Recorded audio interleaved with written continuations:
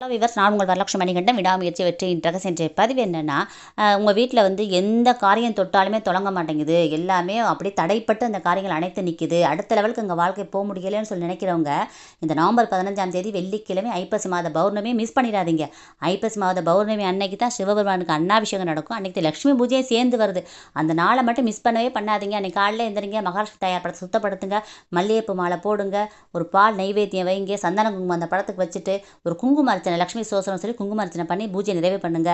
பசுமாடுகளுக்கு 2 வாழைப்பழம் வாங்கி கொடுங்க. அன்னைக்கு அந்த வாயில்லா ஜீவன்கள் வாழைப்பழம் சாப்பிடும் பொழுது மகாலட்சுமி தாயாருக்கு மிகவும் பிடிக்குமா. அந்த வாயில்லா ஜீவன்களுக்கு நம்ம உணவு கொடுக்கும்போது நம்ம குடும்பத்தை மென்மேலும் மிகப்பெரிய சிறப்பாக கொண்டு வந்துருவாங்க. நம்ம 10 பேர்கிட்ட போய் உதவி கேட்குற காலம்லாம் மாறி போய் நம்ம 100 பேருக்கு உதவி செய்கிற காலத்தை கொண்டு நான் மகாலட்சுமி கொடுத்துருவா. நமக்கு மிகப்பெரிய வளர்ச்சியை கொடுத்துருவா. அன்னைக்கு வந்து சிவபெருமான் கோயிலுக்கு போங்க, அன்னாபிஷேகத்தை பாருங்கள், ஏழைகளுக்கு உணவு வாங்கி கொடுங்க. உங்களால் முடிஞ்ச உணவு வாங்கி கொடுங்க. பசி இல்லாத உலகத்தை நம்ம உருவாக்குவோம். தேங்க்யூ.